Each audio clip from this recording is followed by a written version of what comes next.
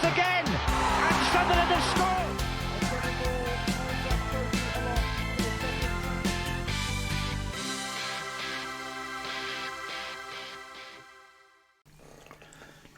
Hello, how's everybody getting on? So, just thought we'd have a cuppa and talk about Saturday's game at the Stadium Light. 12:30 kick-off, Hull City, massive game again. You know, now time to get back to winning ways after that guttering ending to the game on Monday night, which we'll touch on in a bit. But first of all, just want to welcome another new member to the channel. Mike Sanderson has joined, becomes our 10th member.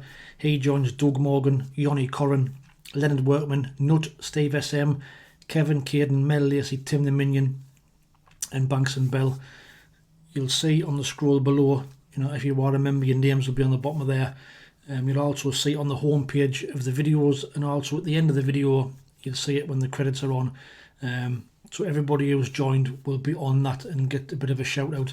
I will be doing some members only giveaways as well when I get about 20 members or so, just as a bit of a reward and a bit of a payback to say a thank you to yous who have joined for 99 pence a month and really helped with the contribution of the behind the scenes costs of what it takes to make the videos. So thank you very much for you 10. Now, like I said, absolutely guttering end of the game on Monday night, but there's no time to feel sorry for ourselves. You know, we've got to bounce back against Hull.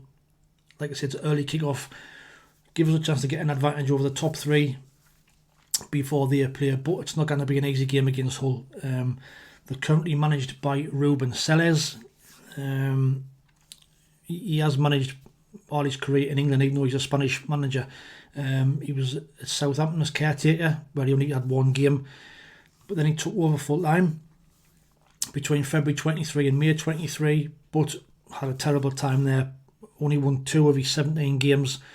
He then got the job at Reading in June 2023, where he managed 78 games, won 34, drew 18, lost 26, had a win percentage of 44%, and then getting the job at Hull, December 2024 to the current time, he's managed 14 games, he's won 4, drew 4, lost 6, currently got a win percentage of 28%, so hasn't really gone his way at Hull, if you like, but overall in his short managerial career, only 110 games, he's got a win percentage of nearly 36.36%, so like I say, he's still pretty fine in his feet, but he's a good manager, well regarded in the game, and like I say, he'll have his whole team fired up for this. Now, having said that, they've only won 2 of the last 9 games, they've not won in the last 3, however, they did go to Sheffield United, you know, and win 3-0 there a few weeks ago, and I watched that game, and they were really good that night. You know, they battered Sheffield United on the break 3 times and scored 3 good goals. But they are currently fighting for their lives. You know, that they are 1 point in 1 place above the relegation zone. They've played 32 games, they've won 7, drew 9, lost 16, scored 32, conceded 43, and they've only got 30 points. However, away from home is a better picture. 5 of the 7 wins this season have come away from the MKM. They've played 15, won 5, drew 2, lost 8. They've scored 15, conceded 20, and they've took 17 points away from home. That puts them 11th in the away form table. And before they lost 2-0 at Burnley last week, they had won 3 away games on the bounce. Like I say, they went to Sheffield United and won 3-0. Then went to Millwall and won 1-0. And then went to Blackburn and won 1-0. You know, 3 grounds where it's really hard to get results at. So like I say, this is not going to be an easy game, and they're not going to turn up here to be rolled over and you know, give us the 3 points. And they're not a team to be playing after, you know, the game that we've had against Leeds United. It's not the game that we really want to be playing. They've also got some excellent players in the squad, as you know. So they've got the likes of Joe Gelhardt, Mason Burstow's in there as well. I think John Egan, who was a youth team player for us at the start of his career. But Gelhardt in particular, I like him as a player. He works hard, he grafts. And I liked him when he was at that loan spell. He was just unfortunate that Ross Stewart got injured and he was having to be forced to play an out-and-out striker, which he's not that. To play off the front man, he's really effective. And like I say, against Sheffield United, he played from the left-hand side and looked really good. They've also got Matt Crooks, ex-Borough player, who I think they're getting from an MLS side. He's a really good player. He runs all day, he grafts, he tackles, so he's going to be a danger man as well. But they're top rated players this season, so Stephen Alzat, their top rated player, along with Louis Coyle. Now Louis Coyle, I really like him. He's the fullback. He's tough, tenacious. He gets forward and he loves a battle. He's their best defender, along with Cody Drama, another one who's performed well for them this season. Now goals, they have struggled to score goals this season. So João Pedro's got 5, Chris Beddy's got 3, Mohamed Baloumi's got 2. And same for assists. Marvin Mellum has got 3 assists, Baloumi's got 2, and Louis Coyle's got 2 from fullback. So, like I say, they have got some players that we'll need to keep an eye on. No doubt Geldhart and Burstow will want to come here and prove a point, and they'll want to try and get one over on us. So, a little bit of added spice to the game. But for us, we've got to be right in our game now from now to the end of the season. Not so much for the top 2, because in my opinion, I think the top 2 is gone. But we've firstly got to guarantee this playoff spot, and then we've got to take that form into the playoffs, because Dean, that's going to be absolutely crucial if we've got any chance of winning the playoffs. If we get on a bad run towards the end of the season, we're far away, just scraping the playoffs. You end up getting beaten in the semi-finals, which is just what happens. So we've got to just try and continue that form on. If the top 3 then slip up, then it might give us a chance. You never know what can happen if we just keep on winning and keep on winning games and keep on picking points up. The next 5 games on paper, don't look too bad for us, as you can see here. So we've got, Hull, Sheffield Wednesday, Cardiff, Preston and Coventry. The Hull, Cardiff and Preston games are at home. Then got Sheffield Wednesday and Coventry away. So I'd expect us to take probably 13 points out of them games. You'd expect to beat Hull, Sheffield Wednesday, Cardiff and Preston, and maybe get a point at Coventry, because Coventry's going to be a difficult game. But 13 points is going to be a great return. The other top 3 you can see, Leeds, the massive game they've got on Monday night against Sheffield United. Then play West Brom. They've got Portsmouth away, Millwall at home, QPR, Burnley, Sheffield Wednesday at home, Cardiff away, 2 home games with Luton and West Brom, and then Swansea, and then Sheffield United, let's say, Leeds on Monday. QPR away, not be a hard game, not be an easy game. Preston at home, Bristol City at home, and Sheffield Wednesday away. So, on paper, any of us can slip up, but we've just got to concentrate on doing our own thing and hope other teams can do us favours and take some points off them top 3. The table currently looks like this. So Leeds are top, played 33, 121, got a goal difference of 48 on 72 points. Sheffield United have played 33, 122, got a goal difference of plus 24 on 70 points. Burnley are in 3rd, 33 games, goal difference of plus 30 on 65 points. We're on 4th, 33 games, a goal difference of plus 20, 62 points. West Brom are in 5th, 33 games, a goal difference of plus 8, 51 points. And West Brom are in 6th, 33 games, a goal difference of plus 11 on 48 points. So, we've got a massive gap to that 6th, 7th place team, but we can't be complacent, and we should be looking up and not down.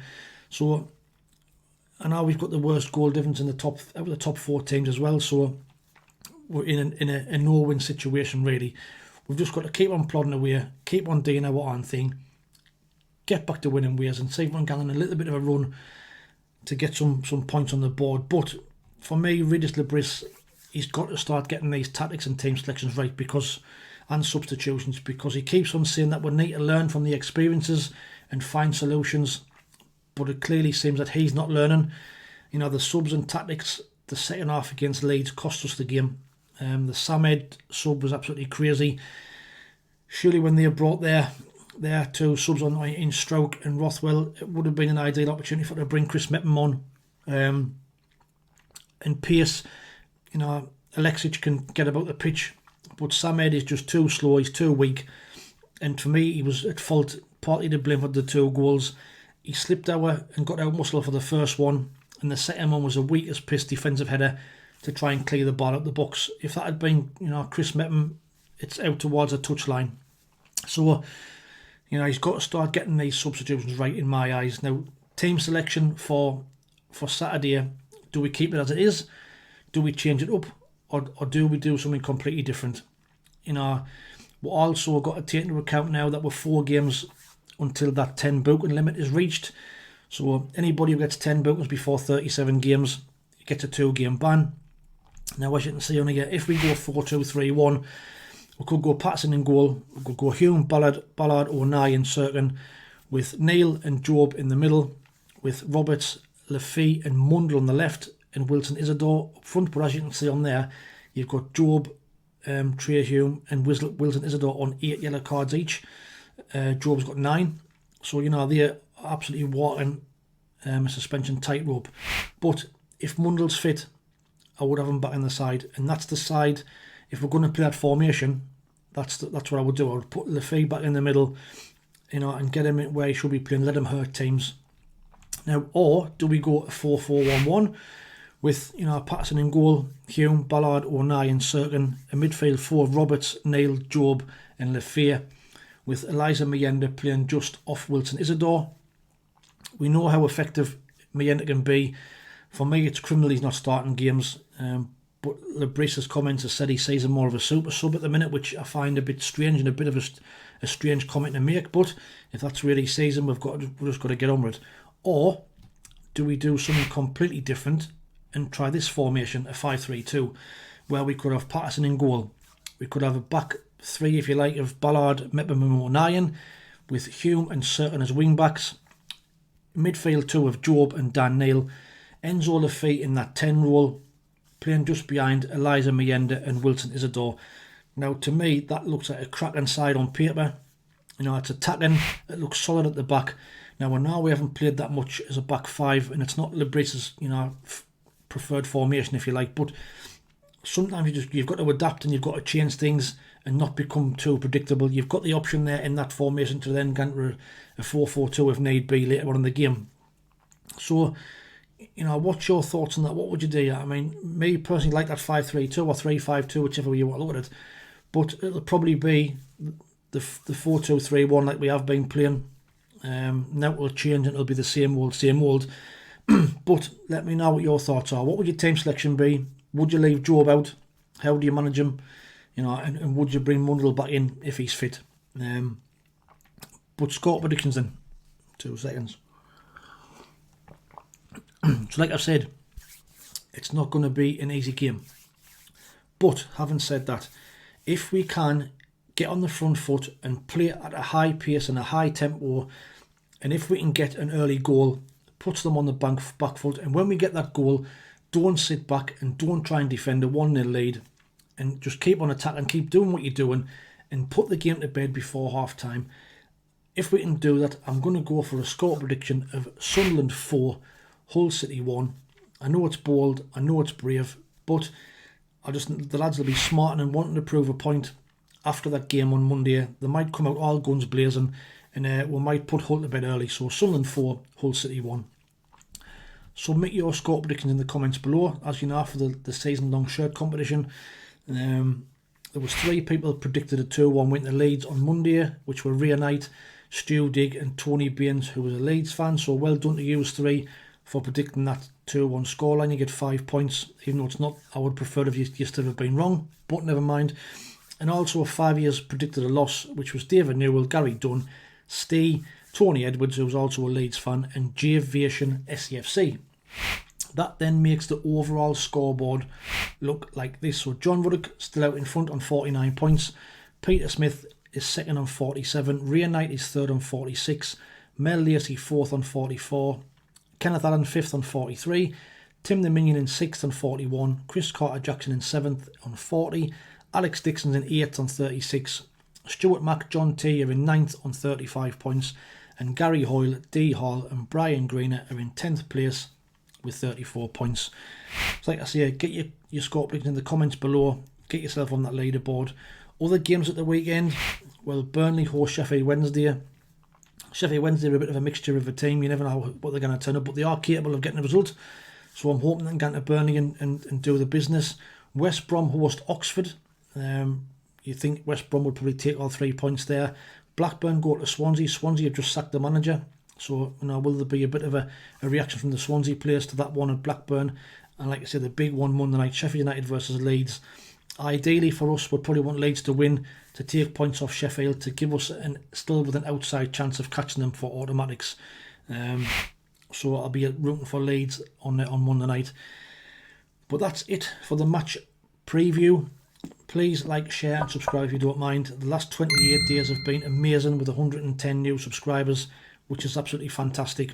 And we're now on 3,661, which is only 339 away from that magic 4,000 number.